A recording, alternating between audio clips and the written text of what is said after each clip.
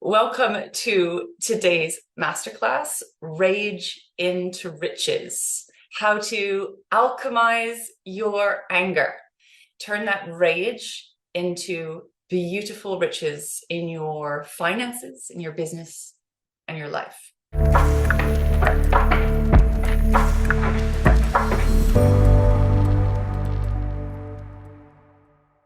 Everything I'm going to share with you today, as most things I share with you, I have learned the hard way. And I'd like to start by sharing, a few stories with you. I'm someone who has experienced a lot of anger in my life, some deep, big, hard emotions for my whole entire life, but they were never held. So I've always had anger and a lot of sadness that I didn't know how to deal with.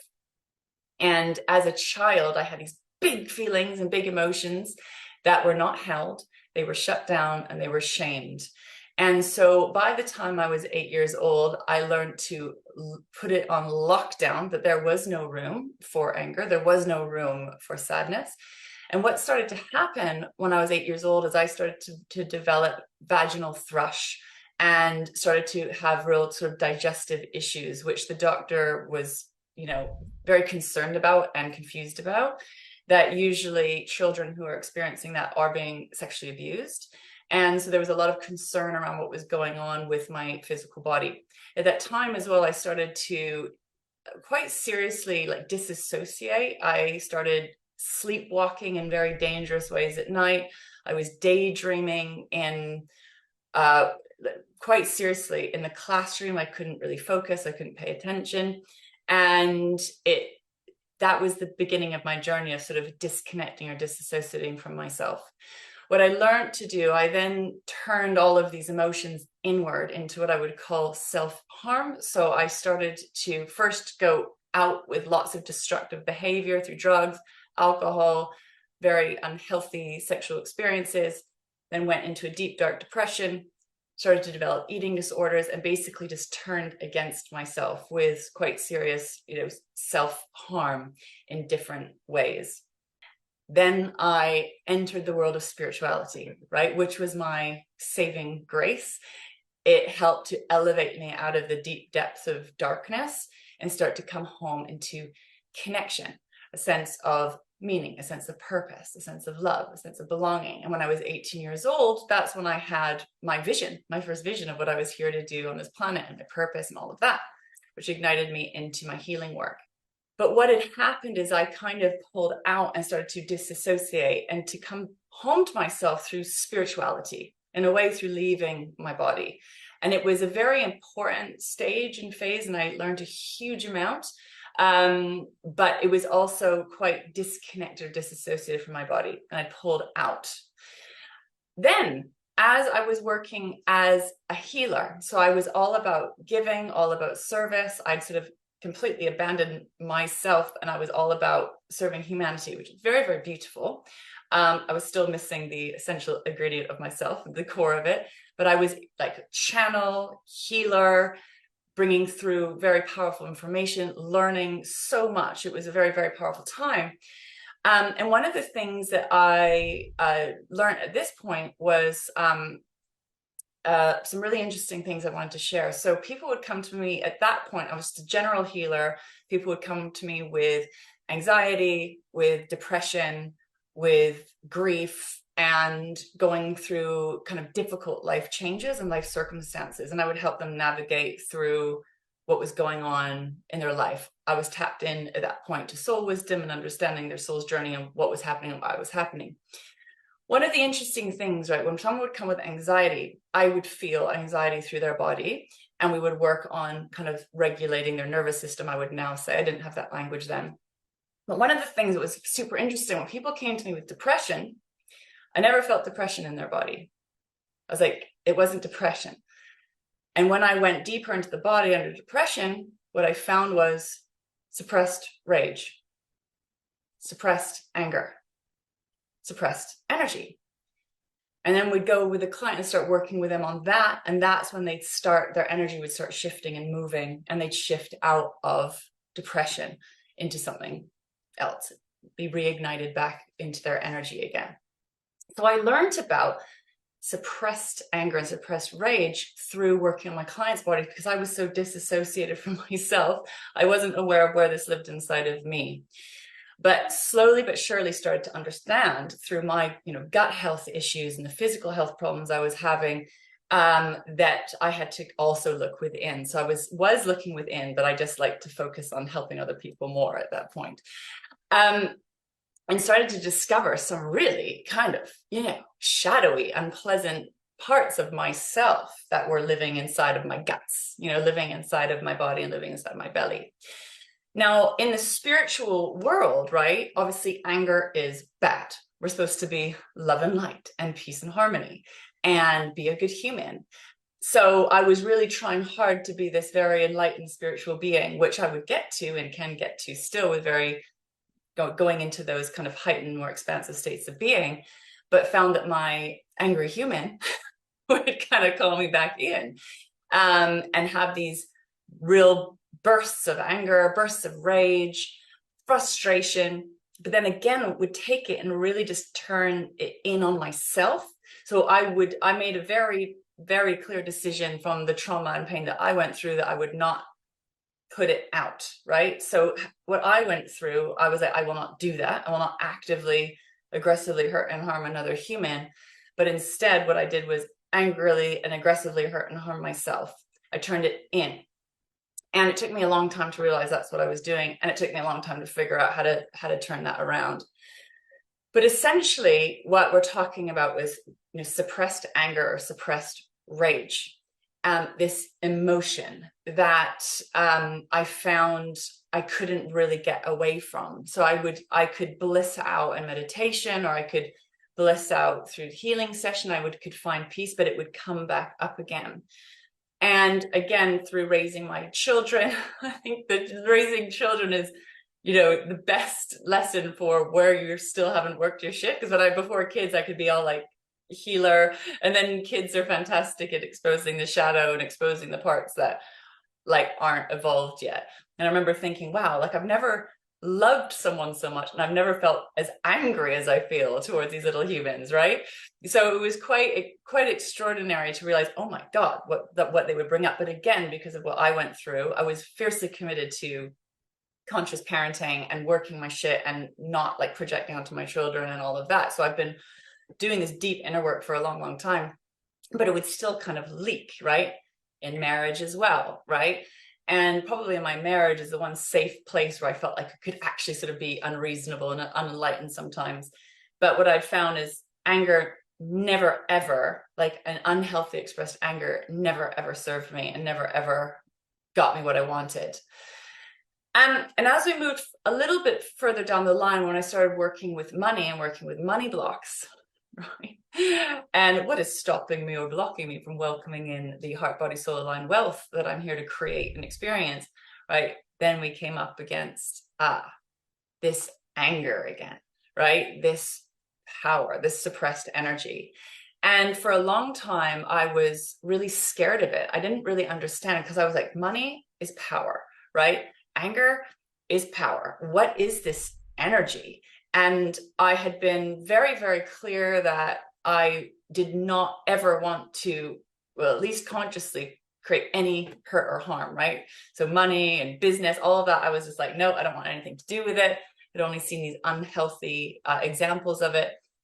But my guidance was like, you're going in, you're going in, you're going in. You're going into the money game, you're going into the business game.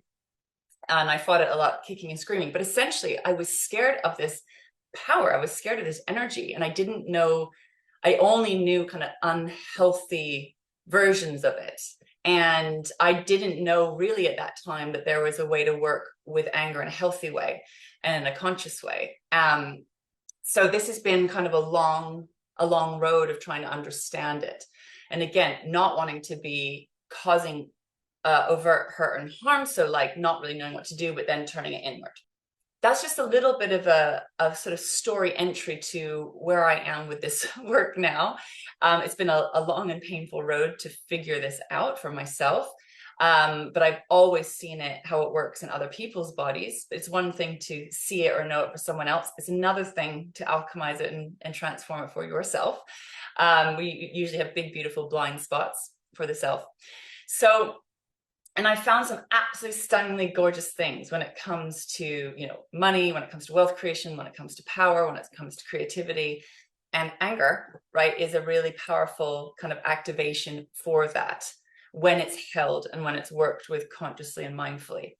I'm curious, as you are listening to my story, what is landing for you? I just want to take a minute to think, how is this connecting to you?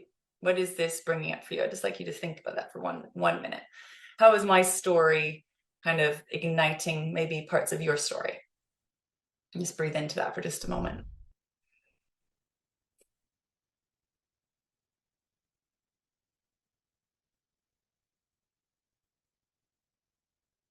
So as you feel into that, there's a couple of things I've noticed. I'm someone who's always felt anger and felt my emotions and then learned to shut them down. And it was very problematic for me. So anger was bad, and there's a lot of shame around that. And that part, especially when I was little, I didn't know how to control it. So it felt a little bit out of control. And then I figured out how to control it, but by controlling it, it turned really into self-harm, right? So that was kind of my way with it. But I've also, learned that some people don't feel anger at all, right? There's a sort of numbness. And I'm married to one of those. So Jovi realized we just didn't really feel anger. And so it was like, I don't have anger. You have anger. I don't have a problem. You've got a problem, right? That was kind of the dynamic. And I grew up with a mother also who didn't really supposedly feel anger, right? So what I've been on the receiving end of is what happens when there's suppressed anger, right? Or it's kind of numbed out.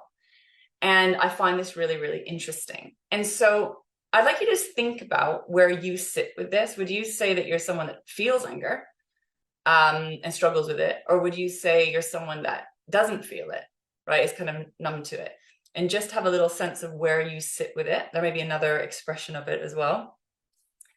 But what I want to talk about is, just to start with, is what I've witnessed kind of personally and professionally when it comes to that sort of suppressed or numbed anger, when anger is not expressed. And we could probably talk about this for a long, long time, but definitely there's a number of things I've noticed.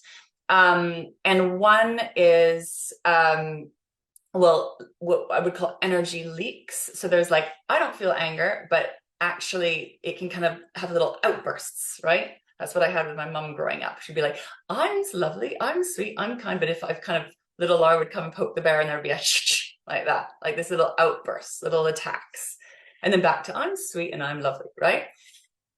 So the kind of like leaks, which are kind of these shadowy little leaks that can come out. What I've also noticed is a lot of projection. So when someone can't really work with their own anger or own it, there's a lot of projection out, right, onto other, right? Blaming other, pointing the finger on other. So that's another thing I've noticed, is projection.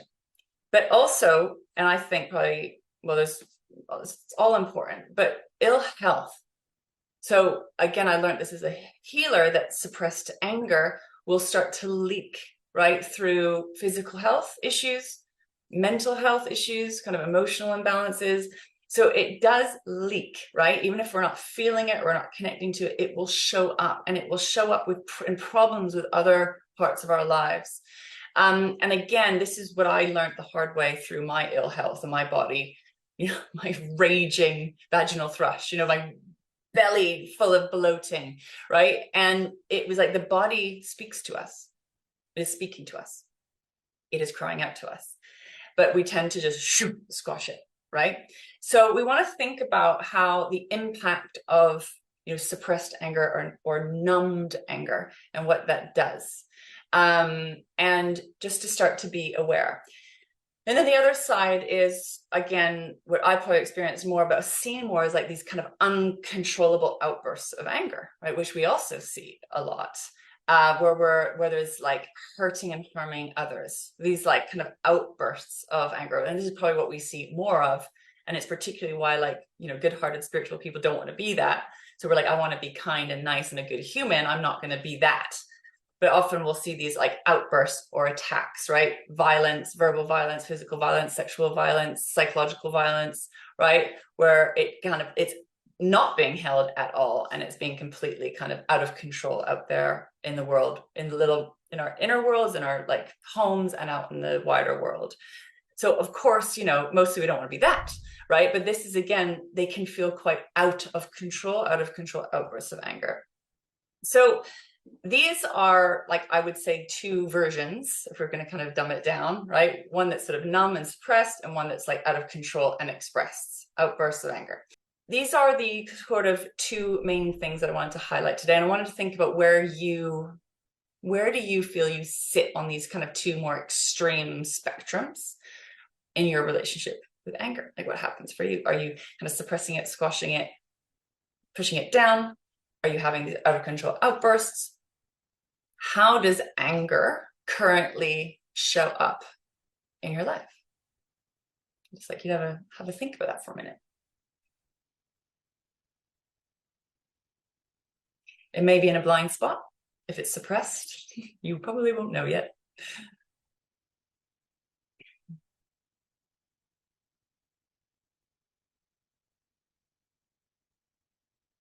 You just want to start to become aware of it and see how it's running you, either consciously or unconsciously.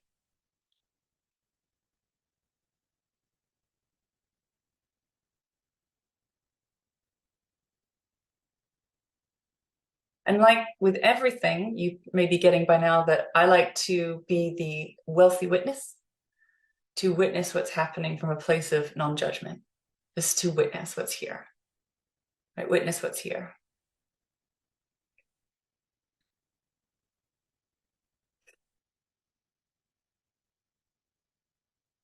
So the other pattern I've seen a lot, particularly for activists, is that anger that's wanting to be active and create change. But one of the themes I've seen there as well, and for myself included, is can also lead to burnout. So like kind of quick to fire, you get all passionate fire about something, and then there's like a crash, right? So there's quick to fire, and then the fire burns out. And so what I'm really passionate about is thinking about how do we use this energy, right, in a way that's going to work for you rather than against you? How can we alchemize this anger so it's a force that's going to feed and fuel your life rather than, you know, squash it, diminish it, or shut down? Particularly when we are in the numbing of anger, what happens, as I see as well, is it keeps us looping, right? Looping in cycles. And it doesn't allow what you want to ground. So this, again, you can really see it in the spiritual love and light communities, right? It's all this beautiful love and light, but it's not grounded. It's not anchored. It's not actually creating effective change in the world. As people, you can kind of bliss out in meditation, talk about nice ideas and philosophies, but it's not being rooted or grounded or anchored into the physical world. So my big passion and my inner guidance was like, how do we take all of this beauty, ground it into the world? So we're having that lived physical experience of it. We're starting to build it in our infrastructure, build it in our businesses, build it in our systems, in our new systems. So beautiful.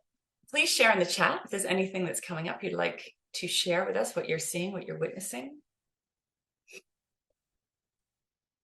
to open up the conversations. So there's so much we can talk about with suppressed anger, with anger outbursts. It shows up in so many ways. Definitely for me, it's self-sabotage, patterns of self-sabotage, 100%. So there's self-harm, but also self-sabotage, how the shadow, these unheld, unprocessed aspects can work against you rather than for you.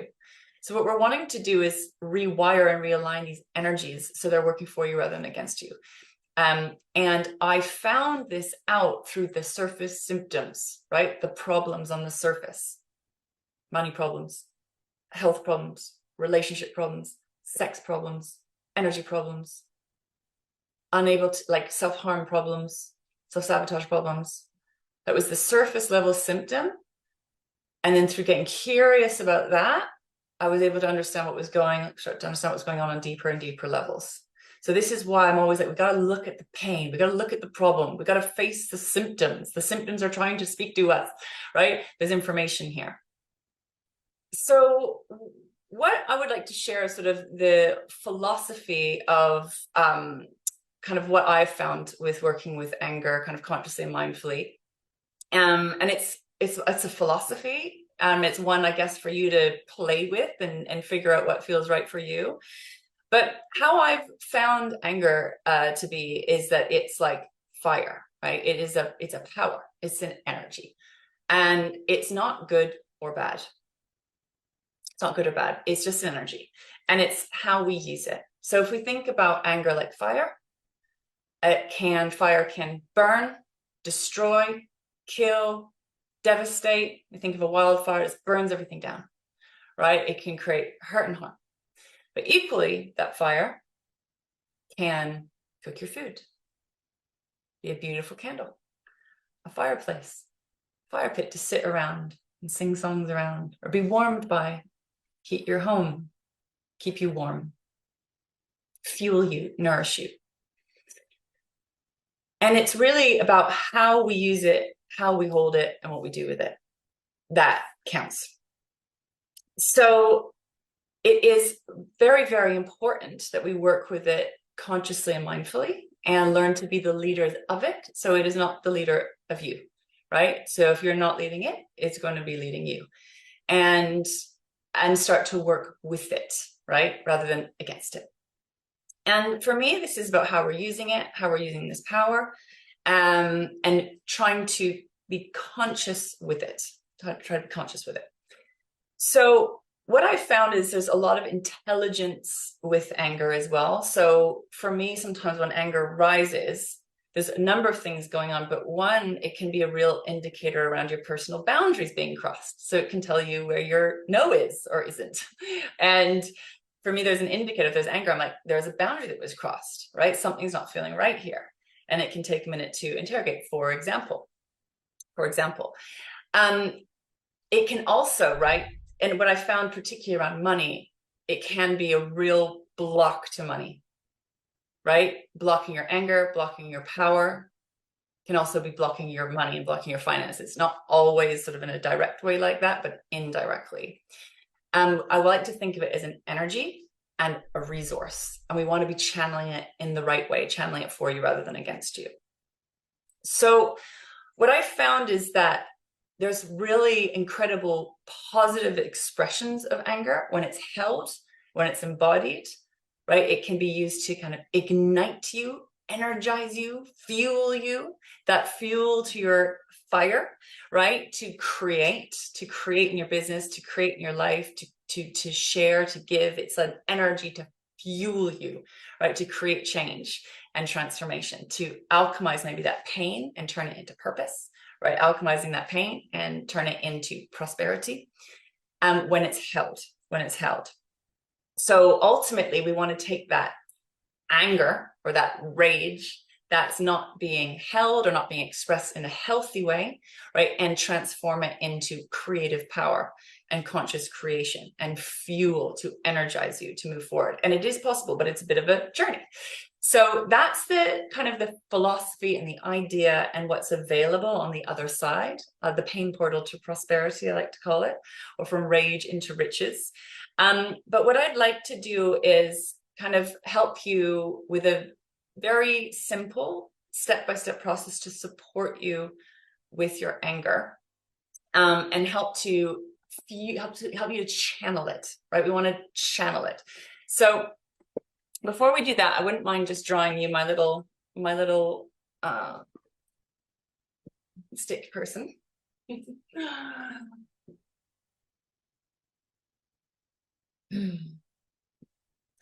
So I want to show it to you at least as the philosophy, and I've drawn this a number of times in different masterclasses and different trainings.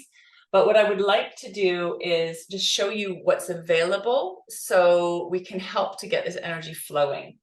So what I've found is when we have kind of this suppressed anger or anger that's not expressed, it can get really stuck and trapped, particularly in these lower centers of our body, and can become like this big block of energy. But it's actually, if we think about it, is energy that gets stuck or suppressed that actually wants to express itself and needs to express itself.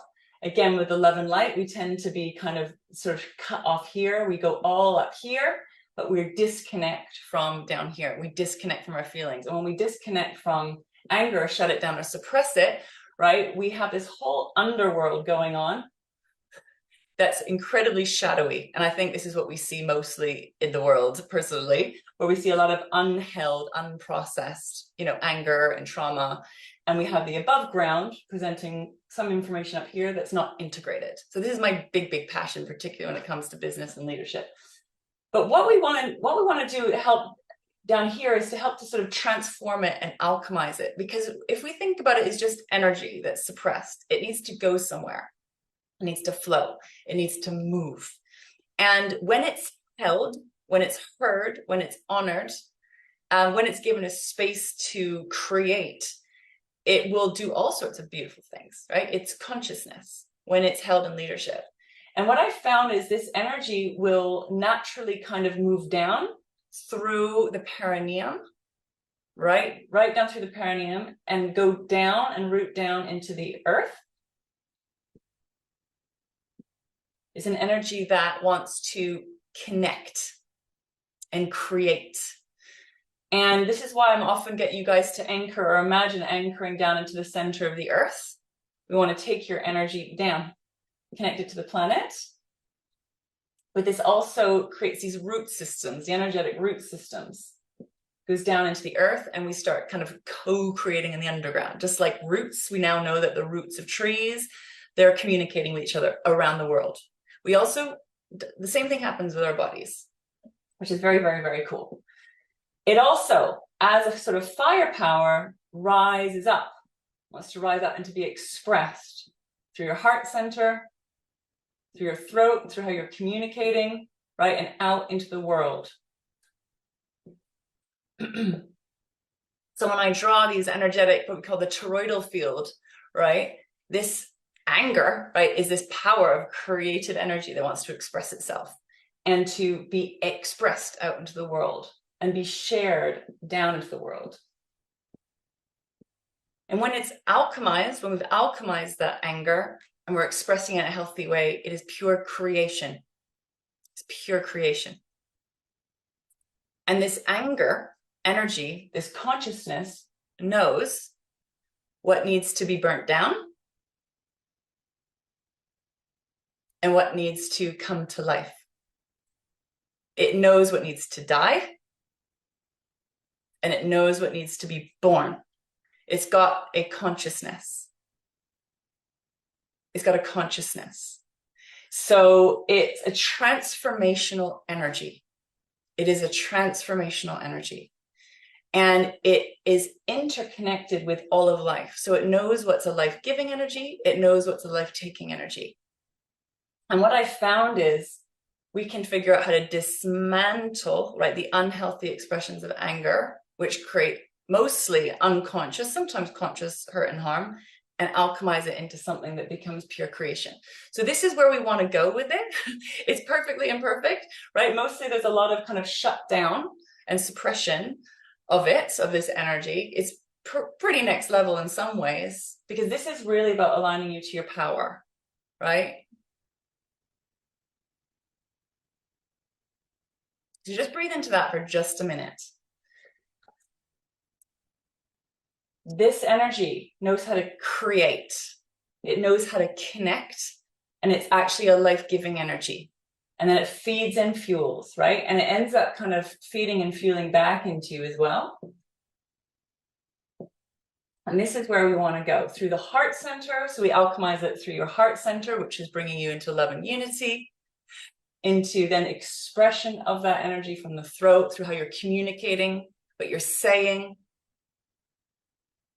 and what you're creating, right? What you're bringing out into the world, to the above ground.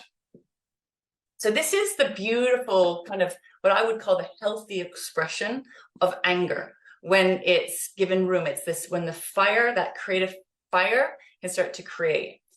And what I see is that what ideally we want, so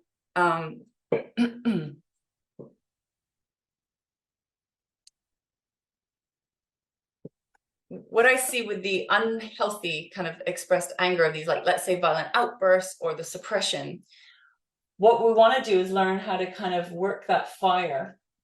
It's a firepower.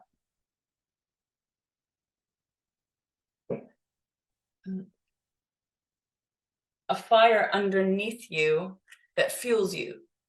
And it's a little bit like the lava that lives inside of the earth, right? There's this lava underneath the earth's crust. And we can use it as like a power pump. It's pumping you with that passion, that purpose, and that firepower that's going to fuel you, right? We want it to fuel you. Just like, you know, the fire that's going to heat your home, cook your food, keep you warm. It's a support under you, right? It's a support under you. And we want it actually ideally to be kind of like just burning, like a slow burn. That we keep feeding and fueling, rather than these kind of quick to fire, then quick to burn out, which is what I've done a lot. I'm like super passionate and then boom, collapse with burnout, right? Because it wasn't held, right? It wasn't held. So this is kind of obviously, you know, where we want to get to. And there'll be a lot of failure. There'll be a lot of putting the fire out and a lot of suppressing it. And with our suppression of anger, what I see is it's just like taking water and like putting the fire out. And there's no energy. So we want to work with it. Want to work with anger as a fuel to feed you, to ignite you, to help you with creation, right? Rather than either working against you, where you kind of self-sabotage, right? Or kind of trying to take this reactive action out, then you burn out, right? Or all sorts of amazing ways that suppression of anger can show up in your body, for example, and start to work with it. But really, this is about connecting something that's very, very natural when it's done in a healthy way, which I don't think, for me, I don't think we see a lot of healthy expressions of anger on the planet. So for me, this is, again, this new level leadership rising. All right. So I'd like you just to think for a minute, like, what's landing for you here? What's landing for you here with this amazing drawing? So now what I would like to do is just take you through a little step-by-step to alchemizing anger. And there is not one way, there are many ways.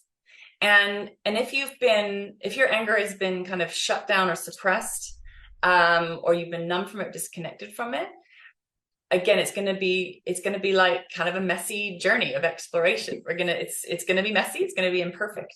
It's like we're learning to surf for the first time. Mostly you're going to be being thrown off the surfboard, right? But we want to kind of practice and play with it and work with it. And rather than being scared of it or trying to run away from it or avoid it, going in and trying to understand. It took me a long time to get this one. And it took me a long time because what I found was that when I had anger, I noticed people would be scared, right? They'd be scared of it.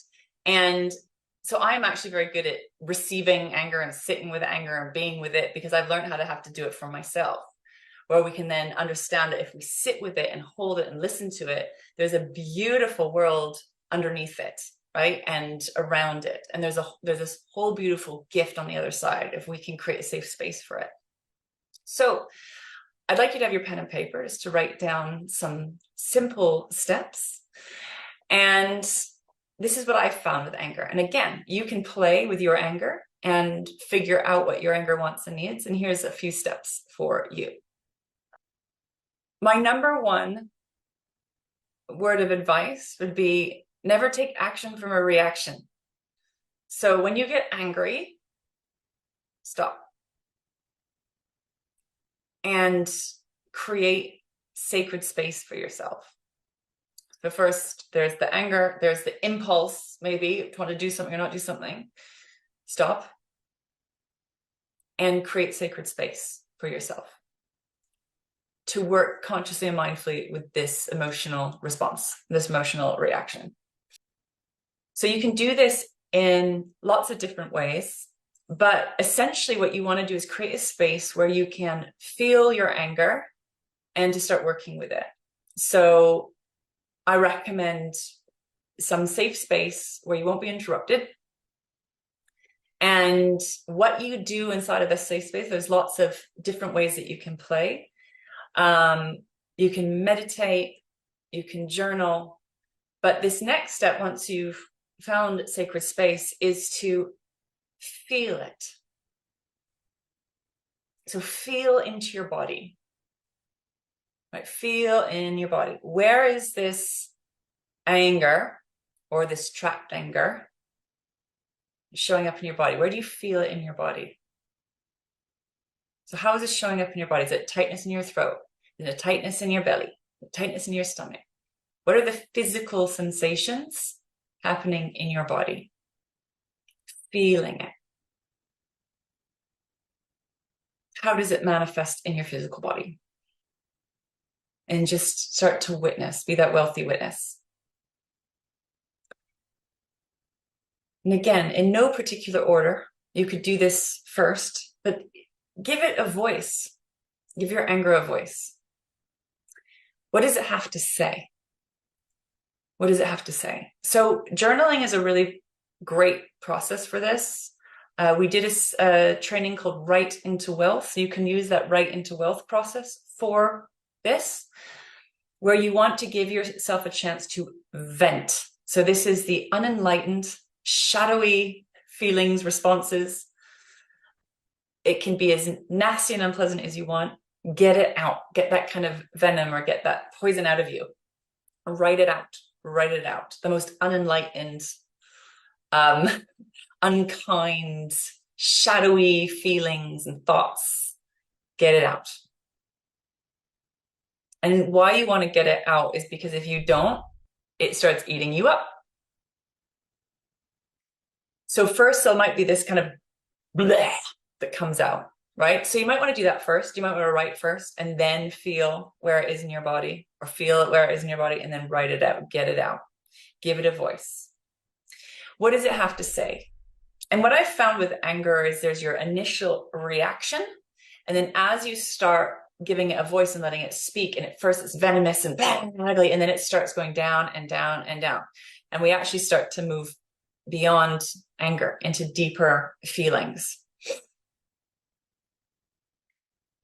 Let it move. How does it want to move? So moving your physical body is incredibly powerful. So again, you want to listen to your body and how does it want to move, right? You could punch a pillow, right? You could scream into a pillow, right? You could dance, right? Put on loud music and just kind of like, just stomp it out.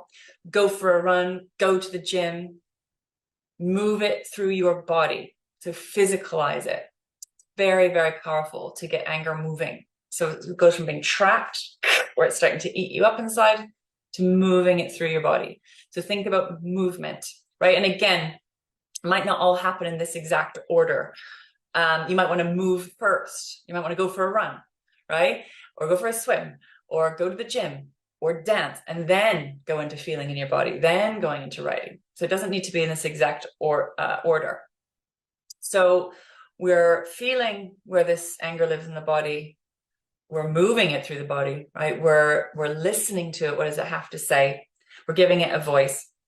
And then what we're wanting to do is bring you down eventually from that first initial reaction and how you react or respond initially. And we're starting to move down through the body, coming back home. And the next section is, what is the feeling beneath the anger? What is the feeling beneath the anger? And you want to create space to be with that feeling. So again, you'll have to feel what it is for you. For me, it's sadness, it's loneliness. And what I found is there's a place, these parts these unheard, unheld, unloved, unmet parts that don't feel honored. They don't feel heard. They don't feel listened to. They don't feel acknowledged. So meet your unheld, unheard, unloved parts. Again, you might want to do more journaling with this, or might want to do more meditation.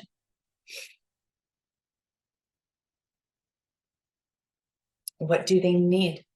So then we want to go and listen to them and go find out what they need. So these unmet needs, there'll be an unmet need there.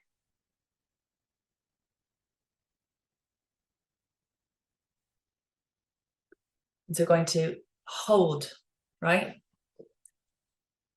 Go under it.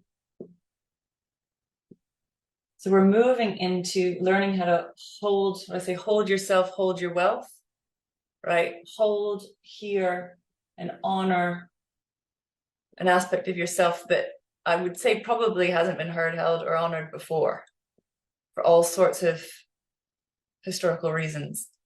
Painful.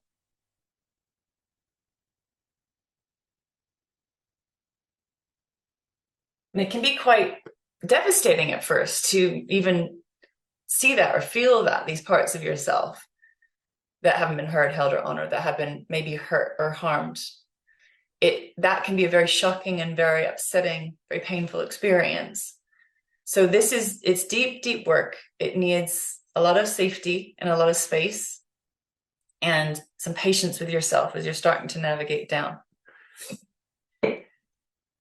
Also, I do think this needs professional holding too at times.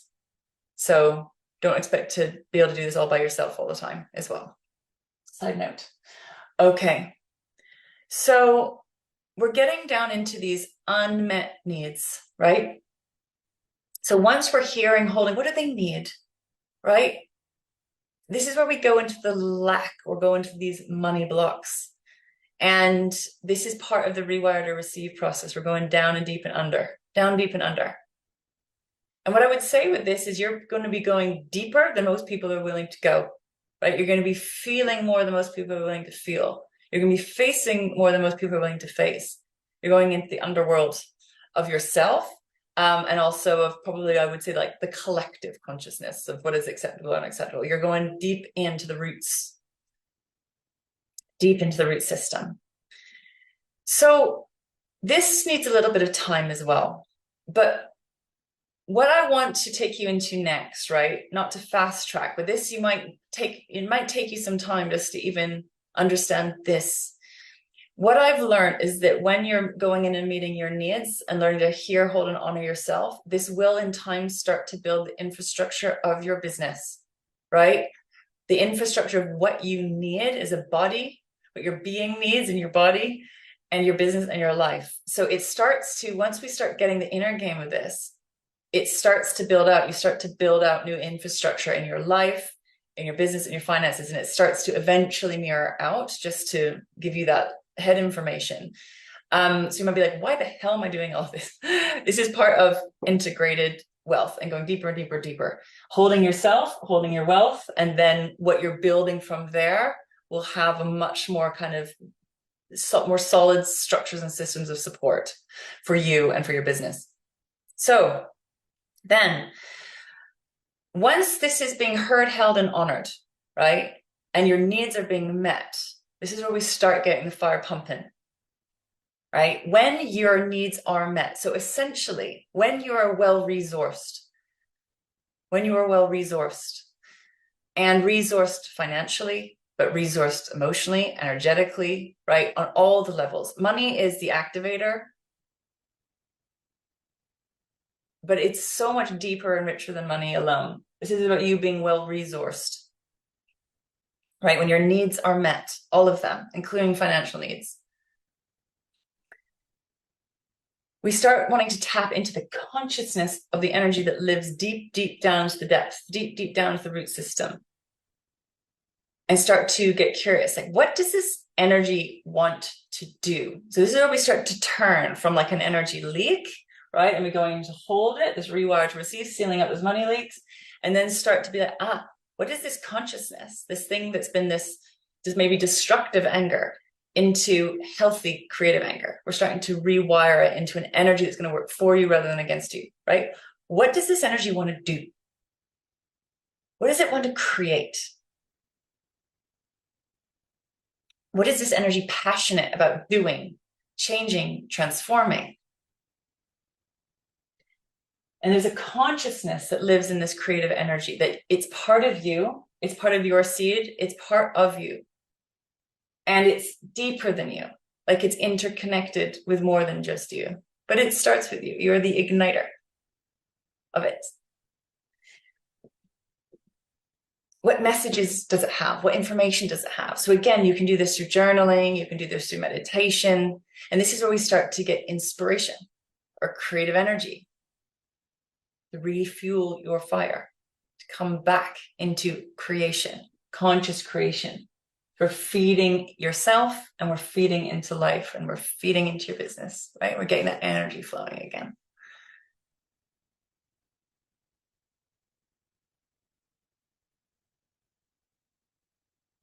So this is a journey. This is a process. It can be a painful one, uncomfortable one. It's not fun when you're in the tumble dryer of transformation. It can be immensely confusing because as you're moving through these unheld, unheard, unhonored parts, we're moving through old trauma, right? We're really in deep, old, historical pain. And that lives from your lived experience, but it's through our ancestral line. It's through the history of this planet. It's deep, deep in our DNA. So we're dismantling here. You're really dismantling. You're pulling the plug on a lot of old historical pain that lives inside of your body. And so we need to, this is why it's like deep, powerful transformational work that turns into something incredibly beautiful and alchemizes into something incredibly beautiful. But that when you're going down through the body, it doesn't feel good. It does not feel good. And there can be a lot of confusion as you're going through, a lot of distortion of old stories, reactions. And this is really what I see going on in the world everywhere. It's just like trauma, like explosion. And there's so much in all of it. And it's a lot to sift through. But what I see is if you as the individual can go through your own journey of the dismantling and the undoing and the kind of releasing, it's a very, very powerful place to start. Very, very powerful place to start. So those are my steps that I use. Again, you're going to need to also figure out what works for you, what doesn't work for you. I really think that it's really important to be supported. So this is where I highly recommend working, with a therapist or a body worker. There's work you can do called shadow work, where you're really held in this process. There's something I'm calling sacred screaming, where you can kind of like scream into a pillow or be held by a facilitator to do that work. We don't really do that here in the mastermind, but getting it out. Joby developed a process called underwater dragon breathing, where we go, actually I haven't asked his permission to share his special technique, but anyway, we, and I use it sometimes where we go under the water and then you scream underwater and it's and like let the roar out. So it's that dragon roar. And when you go under the water, no one can hear you. So that's kind of a fun way to play. Or screaming into a pillow or going out somewhere where you can just like let it out is really powerful. Talk about moving your body, dancing, punching pillows, getting it out, getting the energy moving, and trying to just hold the stories, because there'll be a lot of story that comes up, which can be a lot to sift through. But I found once we kind of ground down and you learn to kind of really hold yourself in the deepest depths, which down here I have found personally, it's sadness, loneliness, grief, despair, and learning to go in and hold these parts, that anger usually calms, come back into the body again, and then can start tapping into, well, what does this want to do? What does it want to create? How does it want to come back into connection with life again? And it kind of reignites the flame in time, not necessarily right away, of course. So this is a beautiful, messy work in progress. And what I found is it's so important that your anger is held in a safe space. A lot of people really struggle with anger. Depends what culture you're in and how you've been raised. With my family, it was what I call toxic positivity. Like there was no room for anything but happy, happy, joy, joy, smile, and be pretty. There was no room for anything else. And it still lives in my family as well. So it's very tricky. Not everyone's going to be able to meet you on that level. So what I've found is you have to be able to figure out how to meet and hold yourself, pay people, professionals to hold you as well, to be held in that space, or hopefully you have someone in your life that can hold you in that. I've found that it's kind of a mastery level, that not everyone has those skills. So it is a skill to learn how to hold anger and be with it. Here, what we're doing is learning to hold it and to kind of work with it. And it's an energy I can absolutely hold, because really what we're doing is connecting you to your power and to your creative power and bringing you home back into your body. But please be, gentle, mindful, patient with yourself, as you're kind of like, sort of like defrosting, and that can be sort of a painful process. But there's so much beauty on the other side when we can learn to hold it, not lash out, not kind of self-harm, and work with it to kind of find out what is actually ready and waiting for you on the other side. It's immensely powerful, immensely beautiful, and one beautiful step at a time. So I'd just like you to just take one more deep breath at the end of this conversation and breathe into your belly, breathe into this conversation. And I'd like you just to reflect on what is showing up for you in this conversation. I'd like you to think about what your number one takeaway is from this conversation. Whether you know this work very well or you're new to this work, what is landing for you? We want to take this and start to digest it and integrate it. Back to you. Back to you.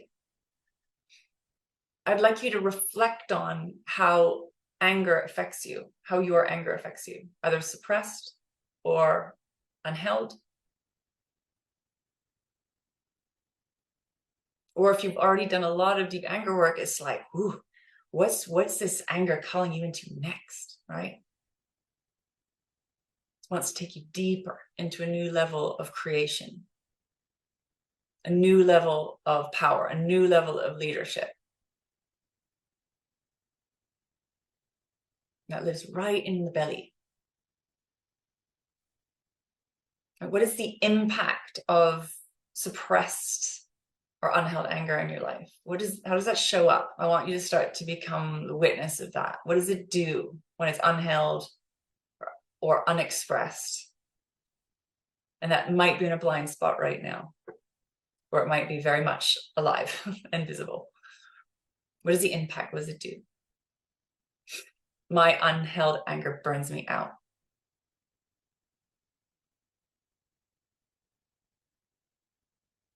And keeps me looping and keeps me unable to move forward.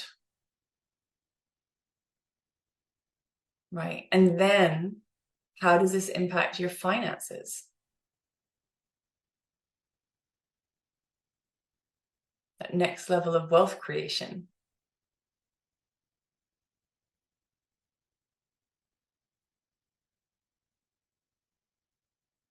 So big questions to sit with and explore, journal on.